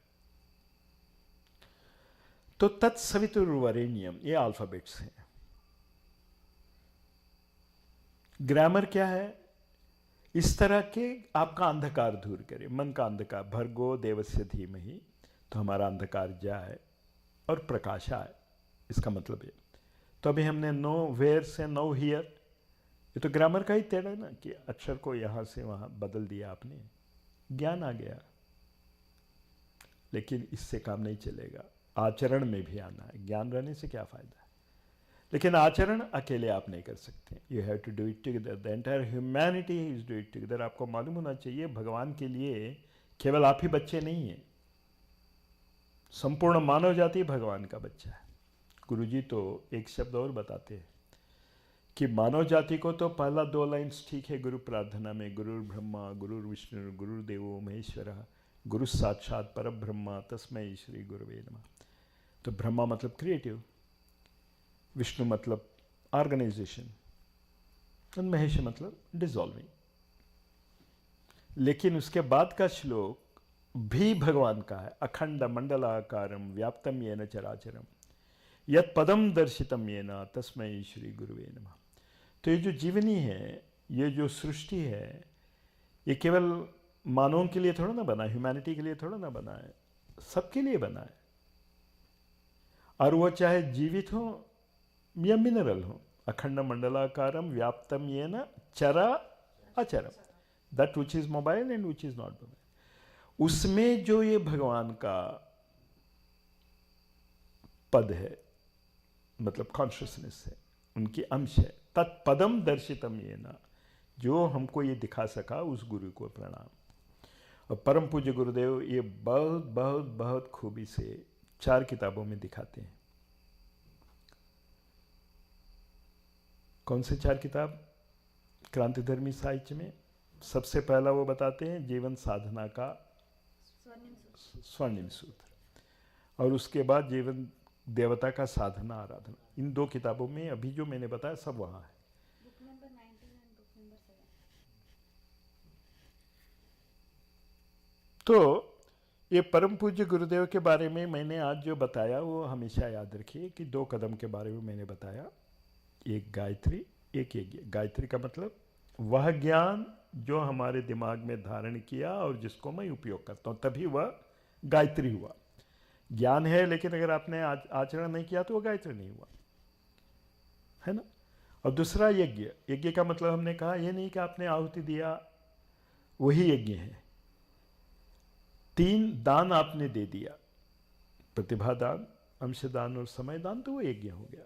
तो ये जो विद्महे धीमहि प्रचोदयात् का जो ज्ञान है, इसको हम समाज को देना शुरू किए। तो गुरुजी कहते कितना तुम समय देते हो जरूरी नहीं, रेगुलरिटी जरूरी है। तो हमेशा एक ही उदाहरण कहते हैं कि तेज भागने वाले खरगोश से तो अच्छा है अत्यंत धीमी चाल से चलने वाला कछुआ। वो कछुआ जरूर जीतेगा और तेज दौड़ने खरगोश तो हमेशा हारेगा। तो उनका कहने का ये मतलब नहीं कि तुम कम करो, वो ये कहना चाहते हैं कि तुम अपना एनालिसिस करो, अपना विश्लेषण करो। आप सप्ताह में कितना दे सकते हैं? सप्ताह में 1 घंटा दे सकते हैं तो, लेकिन बी रेगुलर। आप रोज देना चाहते हैं, ठीक है, 5 मिनट दो, 10 मिनट दो, लेकिन regular. The regularity is important. क्योंकि जो इम्तहान लिखते हैं वो 10 मिनट का समय का कीमत जानते हैं। अगर वो 10 मिनट मिल जाए तो सेकंड क्लास से फर्स्ट क्लास हो जाएगा। वो 4 आंसर लिखना है, 3 ही लिख पाया उस समय में, अगर उसको 10 मिनट मिल गया तो चौथा भी लिख देगा, तो सेकंड क्लास से फर्स्ट क्लास हो जाएगा। तो आप यह मत समझिए कि 10 मिनट में क्या होने वाला है। 10 मिनट में कुछ नहीं होने वाला, लेकिन 10 मिनट का अगर आप सदुपयोग कर सके हर दिन तो that is more than enough. 10 minute में तो एक पेज तो पढ़ ही सकते हैं क्रांतिधर्मी साहित्य का। No, I am talking about the alphabet. So let me finish it, the last one. I remember what I am telling, but I have to explain what I am trying to do and the practical tips also. So first one is the alphabets of the sun rays. Sun rays के alphabets में एक विचित्रता आपको याद रखना है कि चूंकि यह प्रयोगशाला है और आध्यात्मिक विज्ञान कहता है कि यह पिंडांड में भी ब्रह्मांड है। तो जहां सूरज है तो हमारे अंदर भी सूरज होना है, चंद्रमा है तो हमारे अंदर भी चंद्रमा होना है, अग्नि है तो हमारे अंदर भी अग्नि। ये 3 ही चीज के बारे में आज बताऊंगा। तो हमारे प्रयोगशाला में सूरज का स्थान हृदय है, मन का स्थान ब्रेन है। चंद्रमा मनसो जाता है, वेद भी कहता है कि चंद्रमा मन बना। अग्नि हम वैश्वानर बन के अहम वैश्वानरो भूत्वा प्राणिनाम देहमाश्रितः प्राणापान समायुक्त पचाम्यन्नम चतुर्विधम। तो अग्नि, सूर्य और पृथ्वी हमारा होल शरीर। तो ये अल्फाबेट के बारे में बता रहा हूं कि इसमें तुमको साधना, बाहर नहीं, लेकिन इसमें साधने के लिए ग्रुप बहुत अच्छा काम करेगा। तो क्या काम करना है? तो आपकी प्रतिभा जिस ओर लग सके उस ओर लगाए। अगर आप एक्टर हैं, पॉलिटिशियन हैं, बिजनेसमैन हैं, उस एंगल में लगाए। आपकी टैलेंट उसमें है तो उस परिधि के लोग आपको परिचित हैं तो उनसे धीरे धीरे बातचीत करिए। और उसके लिए क्या करना है? थोड़ा सा अंशदान और थोड़ा सा प्रतिभादान। जब आप ये दे के एक ग्रुप करेंगे तो तीसरा चरण होगा सामूहिक, धियो यो नः प्रचोदयात्।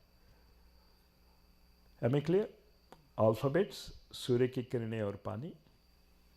आपका जैसा उपयोग करना हो वह ग्रामर, आपका ग्रामर दूसरा है, दूसरे का आदमी का ग्रामर दूसरा है। तीसरा समूह बनाए। तो ये किस तरह का समूह बनाना है और क्या करना है अपना प्रतिभा को डेवलप करने के लिए, पहले 4 किताबों में उन्होंने दिया है। वो एक है 21वीं सदी उज्ज्वल भविष्य, बनाम उज्ज्वल भविष्य, और उसके बाद युगेच्छा प्रतिभा परिष्कार, अपने आप को कैसे परिष्कार करें।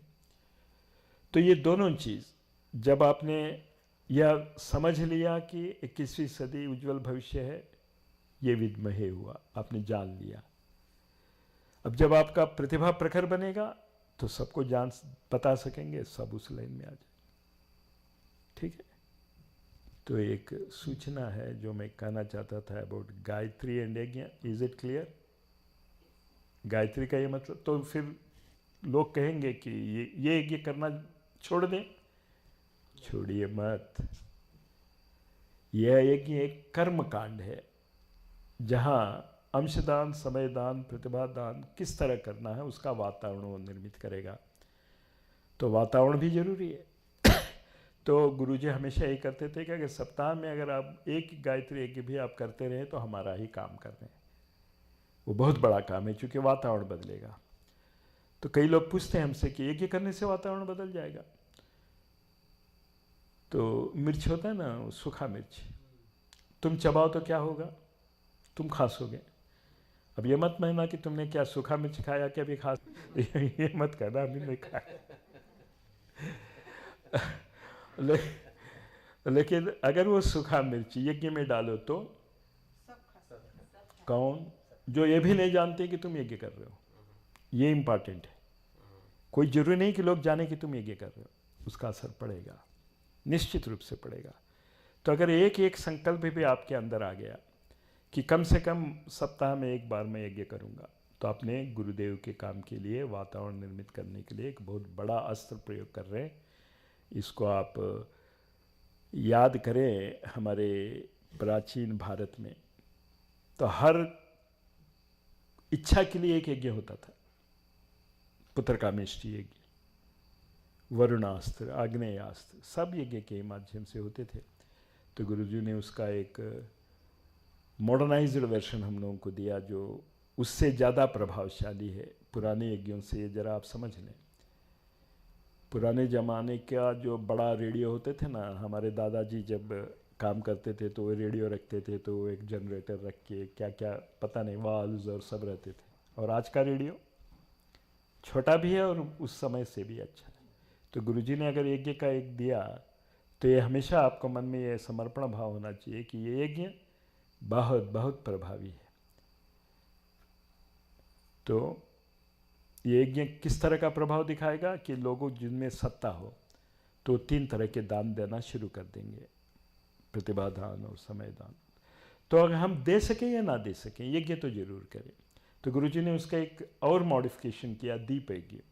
शायद यहाँ के लिए, चूँकि हम यहाँ देखते हैं वो छोटा सा, उससे बचने के लिए तो दीप यज्ञ बेटर है। तो Guruji knows everything. You know what a great man you are related, and you know whatever he thinks in his 20 books, the only thing you have to change is you shift from your mind to intellect buddhi, and from intellect let your ahankar become a samarpit agency to Param Pujya Gurudev. Jai Gurudev. Master, one point. Yes. आप continuously जो कह रहे थे physical के लिए आपने कहा था पारसमणि एंड इमोशनल के लिए कल्पवृक्ष। What about Kajal? What is remaining? Kamadhenu. लेकिन इनका उपयोग कैसे करना है वो गुरुजी ने किताबों में दिया है। गायत्री मंत्र का, गायत्री महाविज्ञान में तो बहुत साफ ही दिया है। और यहाँ एक किताब है आदिशक्ति गायत्री, क्या नाम है? आदिशक्ति गायत्री समर्थ साधना। हाँ, उसमें दिया उन्होंने। आदिशक्ति गायत्री में कल्पवृक्ष, पारसमणि और कामधेनु के रूप में उन्होंने कैसे बदला, अपने ऊपर उन्होंने किस तरह लागू किया। हमने इस तरह किया, तुम लोग भी ऐसे ही करो। तो कोई भी ऐसी चीज़ नहीं है जो उन 20 किताबों में नहीं पढ़ सकते हो। किताब गलत बात है, हमको यहाँ के भाषा में तो कहना फ्लायर्स। मतलब फ्लायर्स का मेरा मतलब ये किताबें एक से दूसरे की ओर आप उड़ाए, पढ़े और दूसरों को पढ़ाए, इस भाव से मैं कह रहा हूँ। और small books. Any more questions? I have finished. मनोबुद्धि के बारे में आपने बताया। हाँ, चित्त और अहंकार के बारे में आप थोड़ा बता दीजिए। थोड़ा बता दें। हाँ हाँ जरूर।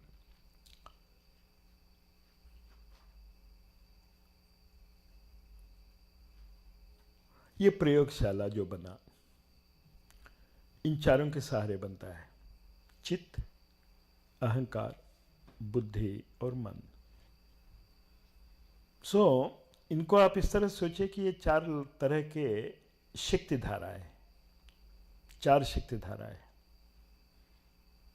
ये चार शक्ति धाराएं स्पष्ट रूप से भगवद गीता में कहा गया है, चातुर्वर्ण्यम मया सृष्टवा गुण कर्म विभागशः। हम तो उसको इस तरह कर दिए कि ये तो इस कास्ट का है, ये उस कास्ट का, उससे नहीं है, गुण कर्म से बनता है। जिस तरह हम आजकल के कास्ट के बारे में सोचते हैं तो विश्वामित्र को तो ब्राह्मण होना ही नहीं चाहिए, लेकिन जो ब्राह्मण मंत्र जपते हैं वो विश्वामित्र का ही दृष्टा है। अगर थोड़ा सा दिमाग हो तो वहीं समझ में आ जाता है। तो मैं ये कहना चाहता हूं कि चित्त, अहंकार, बुद्धि और मन, ये चार किरणें हैं, चार सोर्सेस ऑफ एनर्जी। तो ये चार सोर्सेस ऑफ एनर्जी किस तरह ग्रो होता है? मां के पेट में ग्रो होता है। तो मां के पेट में ग्रो होने के पहले एक संस्कार हम लोगों को करना पड़ता था जो आजकल लोग भूल गए, गर्भाधान संस्कार, और बिल्कुल भूल गए। बिना उस संस्कार का डेट किए शादी ही नहीं होता था एक जमाने में। तो आजकल तो इस तरह उसका प्रामुख्यता इतना भूल गए कि लोग भूल ही गए कि वो मोस्ट इंपॉर्टेंट है। तो बर्थ के लिए पति पत्नी बनते थे, इसलिए नहीं बनते थे कि शादी करते हैं कि हम ये बात को भूल जाएंगे। तो गर्भाधान संस्कार के समय जो शक्ति अंदर प्रवेश करती है उसको चित्त कहते हैं। इसी शक्ति को जो नए नए चीज बनाते हैं उसको चित्त शक्ति कहा गया पतंजलि योग सूत्र में। और उन्होंने कहा कि पूरा योग का मतलब ही है चित्त वृत्ति निरोध, मन निरोध नहीं। लोगों को चूंकि चित्त के बारे में नहीं मालूम, उस एनर्जी के बारे में, तो ट्रांसलेट कर देते हैं mind control. No, it has nothing to do with mind, it has to do with chitta. Now you understand what is chitta? The real vital energy which allows something to grow, right? And now it enters the mother's womb, and now it will decide, I want to become this because of many past lives experiences. I want to be a male or a female, I want to be so height, I want to have these limitations, I have to get this. ये अहंकार हुआ, I want this, I want this, I want this. And this combination, again Gurudev says that there are 24 points in the genes, 23 from the mother and 23. And about this in nomenclature, let us, about the numbers, let us not fight. If it is not for 23, it is 22 or 24. It is around that name. So this gives you the egoism, the ahankar. Now ahankar is clear. The energy which wants to live, and the energy which has decided, I want to be this, I am that I am. That is what Descartes said. मैं हूं इसलिए मैं हूं। इसके लिए कोई proof चाहिए आपको? ये स्वयं सिद्ध है, मैं हूं चूंकि मैं हूं। तो चित्त, अहंकार तो स्टार्ट होता है, लेकिन जब वो बाहर आता है तो बाहर का वातावरण प्रभावित करना शुरू कर देते हैं बच्चे को, तो मन डेवलप होता है। तो ये स्टेप्स भी याद रखिए। पिता के द्वारा चित्त, मां के द्वारा अहंकार, समाज के द्वारा, वातावरण के द्वारा मन। अब चित्त और अहंकार इस मन से प्राप्त डेटा को मैं ये करूंगा, मैं ये नहीं करूंगा, ये डिसीजन मेकिंग बुद्धि। Clear? But modern scientists, parapsychologists have given this as beta, alpha, theta, delta. Yesterday I told you. It is only a change in the name, but the aspects are same. Okay? It should, हाँ। ये जो अहंकार है, जैसे उम्र बढ़ती है वैसे बढ़ता जाता है। कॉमन। No.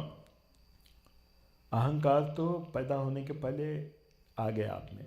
बढ़ने वाला कुछ नहीं, बढ़ता है आपका मन का नॉलेज और बुद्धि, अहंकार बढ़ने वाला नहीं है। समझ में आ गया? उस एनर्जी के बारे में बता रहा हूँ। अब जैसे इलेक्ट्रिसिटी को आप समझ लीजिए अहंकार, समझ लीजिए, तो यहाँ टीवी के रूप में उसका अहंकार प्रकटित हो रहा है, फ्रिज में जो है उसके रूप में, हीटर में हीटर के रूप में। तो अहंकार नहीं बदल रहा, बुद्धि बदल रही है। बुद्धि का मतलब डिसीजन, इलेक्ट्रिसिटी को मैं इस तरह उपयोग करूंगा। तो लोगों को अहंकार के बारे में चूंकि स्पष्ट आइडिया नहीं, इसीलिए गुरुजी का पहला किताब था मैं कौन हूँ। 3200 किताबों में पहला किताब हुई। गजब के व्यक्ति वो जो भी लिखते कहाँ कहाँ से शुरू करते। हाँ तो अहंकार नहीं, मन और बुद्धि बढ़ता है, डेटा बढ़ता जाता है और आपका डिसीजन मेकिंग एबिलिटी जाहिर है बढ़ना ही होगा। अगर डेटा बढ़ेगा तो बुद्धि बढ़ेगा, उसको हम अहंकार समझते हैं, अहंकार वो नहीं। अंतर समझ में आ गया ना? तो अहंकार को बुद्धि से गलाना है कि बुद्धि से बुद्धि से गलाना होगा? लेकिन अगर चित्त के द्वारा भी आप गला सकते हैं, अगर योग करें तो। हम वो टॉपिक में सोच रहा था आज शुरू करें, लेकिन सच ही विस्तृत file, you have to learn so much. Most welcome, I always tell you about this work, you utilize me as you want to utilize it, but this time I'm just asking it because I'm a bit weak, that's all. If not, my life is dedicated for him, for this work. You use it as you want, but just this time because I have come without any plan. वो तो आदरणीय प्रणव पांड्या जी का चमत्कार है कि हम almost I was in death bed for 1 year, and even the day before I am coming, he was there. He saw the condition, unable to move from the bed. तो हम फोन कर किया प्रणव पांड्या, तो कहा मैं हूँ ना, आ जाओ, चमत्कार ही है। अभी भी वहाँ के लोग विश्वास नहीं करते हैं कि मैं बोल रहा हूँ, वो कहते हैं झूठ बोलता है, क्योंकि हम परेशान हो जाएंगे इसलिए। ये सच है कि वो सच था? दोनों सच, दोनों सच। लेकिन यह समर्पण कि जब आदरणीय प्रणव भैया ने कहा तो निसंकोच में चलाया, लेकिन हालत 1 साल से वैसा था। मैं ये बात इसलिए कह रहा हूँ ना कि जरा मैं कुछ कमजोरी दिखाता हूँ, ये वो है, तो उस स्थिति से मैं उठ के आया हूँ। तो जरा सा आप अब की बार जब आओ ना, आपने बताया तब हमें पता चला, नहीं तो लगता नहीं। वो तो है, वो तो है। लेकिन मैं इसलिए इस सबको बता रहा हूँ ना कि चमत्कार अगर आपको देखना हो तो मैं खुद एक प्रूफ हूँ कि जो 1 साल से डेथ की बेड पे था, लोगों ने देखा है ये बात। और मैं आके आपको बता रहा हूँ कि गायत्री की महिमा, तो गायत्री का महिमा तो आपको यही एग्जाम्पल आपको पता चलता है कि अगर उनका काम करना शुरू करो तो चमत्कार होने शुरू होते। हाँ, 1.5 घंटा, it was a risk. I was experimenting actually. Okay? 2 minute के लिए कि गुरुदेव के साथ आपका कुछ ऐसा एक प्रसंग बन अनुभव, गया या एक बढ़िया सा अनुभव बता दीजिए। ऐसे तो हजारों है। हाँ, बढ़िया सा। सभी बढ़िया ही होंगे। हाँ, जाहिर है, सब चमत्कार ही चमत्कार है। ऐसा हुआ था कि हमने पीएचडी थीसिस सबमिट किया। पीएचडी थीसिस सबमिट करने के बाद 2-3-4 महीना लगता है, क्योंकि फॉरेन से भी एक्सपर्ट्स का ओपिनियन आना है और लोकल इंडिया यूनिवर्सिटी से भी एक प्रोफेसर से कि ये ठीक है। तो मैं गया वहाँ शांति कुंज और हमने कहा तो हमने पीएचडी कर दिया, मैं यहीं रहूँगा। तो कहा तुमको यहाँ नहीं रहना है। हमने कहा ना, हमको धकेल दिया आंध्र प्रदेश। तो मुझको बड़ा गुस्सा आया। उस समय बच्चा ही तो था। अब को हमको अचरज होता है कि गुरुजी पे हम गुस्सा कर सके, लेकिन परिवार के इस लोगों के ऊपर तो गुस्सा करते हैं। तो हम रहना चाहते हैं शांत कुंज में और ये हमें भगा दे रहे।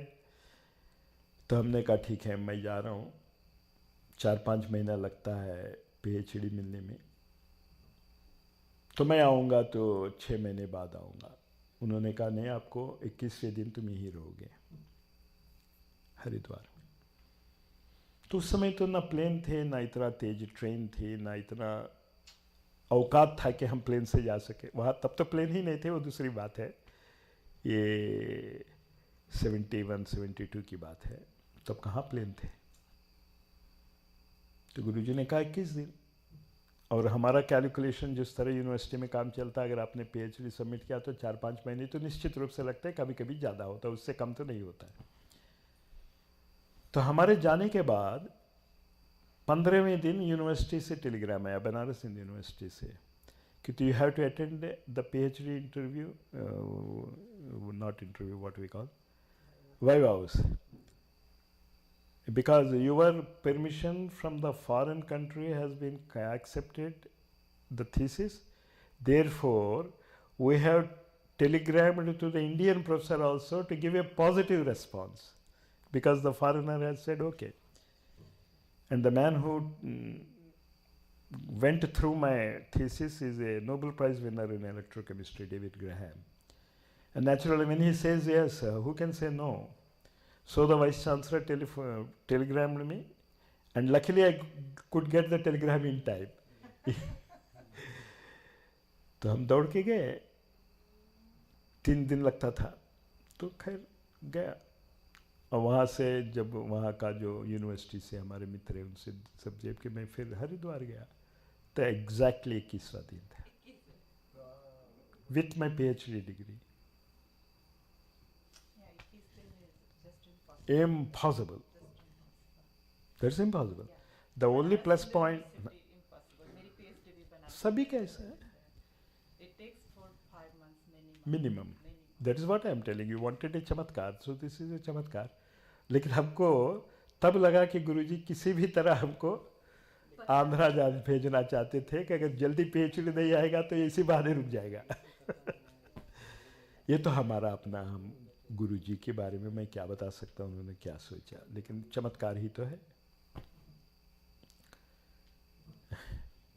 और इस तरह के चमत्कार तो अनंत हैं, अनंत, हर जगह, कई जगह हमने देखा। एक तो हेल्थ के बारे में मैं खुद एक एग्जाम्पल हूँ कि भाई जाता हुआ आदमी फिर वापस आ गया। बोला ना MSc करते थे तब गए, हाँ, डॉक्टर बुलाते थे, उनको पता होगा कि PhD करेंगे आप। अरे बाबा, उनका तो हमें तो लगता है हम सब लोग के आगे आने वाले जन्म भी उनको मालूम है। What do you mean about this life? He's a very tremendous man. You just can't understand the depth of spiritualism in him. Because I have seen so many spiritual giants in Kashi. That's why I'm telling. I know Ananda Mahima very close. Kinaram Baba very close. Devhariya Baba, of course I can't say very close, I just know him. And then in Dayodhya there are so many Ram ke Bhakt. And I am very close to with all spiritual. And I am also very active in Theosophical Society and Aurobindo Society even now. I do my work there also. What they want about it. और इसके भी हमें प्रेरणा मिली गुरुजी के वाक्य से कि theosophical society में madam ब्लैवट्स्की ने जो भी लिखा अक्षरशः सच है, उनके आत्मकथा में लिखा।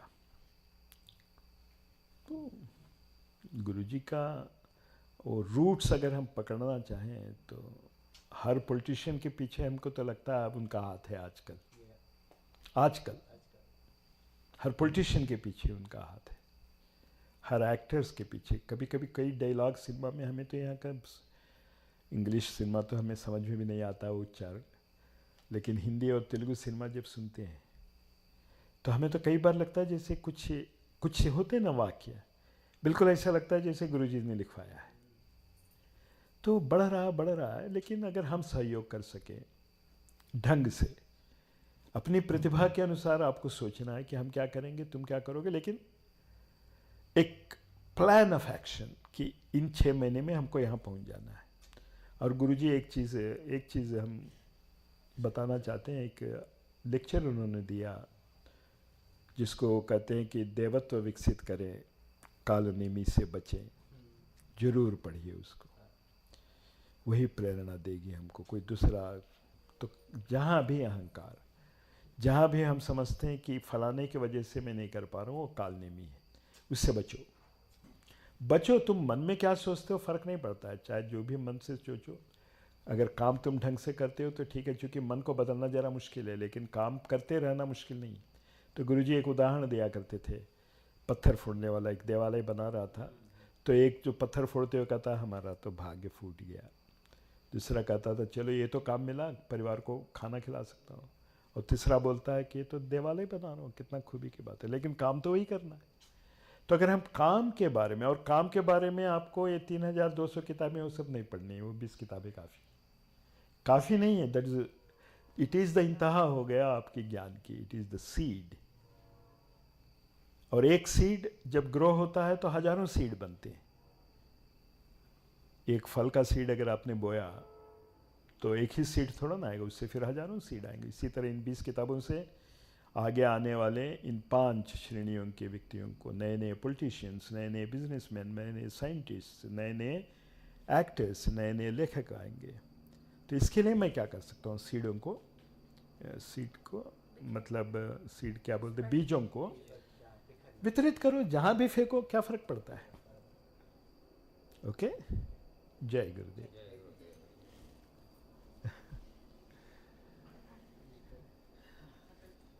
वैसे कैंसर की मेडिसिन का क्लिनिकल ट्रायल हमारे कंपनी में भी हो रहा है, बहुत सुंदर।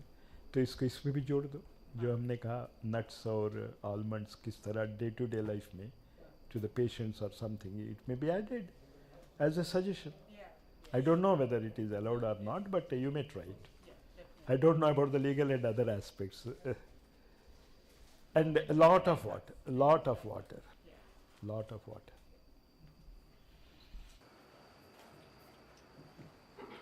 ॐ यं ब्रह्मवेदान्तविदो वदन्ति परमं प्रधानं पुरुषस्तथान्ये विश्वोद्यते कारणमीश्वरं वा तस्मै नमो विघ्नविनाशनाय। ॐ यं ब्रह्मा वरुणेन्द्ररुद्रमरुतः स्तुन्वन्ति दिव्यैस्तवैः वेदैः साङ्गपदक्रमोपनिषदैः गायन्ति यं सामगाः। ध्यानावस्थितगतेन मनसा पश्यन्ति यं योगिनो यस्यान्तं न विदुः सुरासुरगणाः। देवाय तस्मै नमः, देवाय तस्मै नमः। आनंद करो आरती गायत्री मानी से वारे माँ। आनंद आनंद करो आरती गायत्री मानी से वारे माँ। परमानंद परम पद तारु, परमानंद परम पद तारु। प्रेम तणी प्रतिभा रे माँ। आनंद आनंद करो आरती गायत्री मानी से वारे माँ। जल थल ने घट घट सचराचर, जल थल ने घट घट सचराचर। जाप करे कहने वारे माँ। आनंद आनंद करो आरती गायत्री मानी से वारे माँ।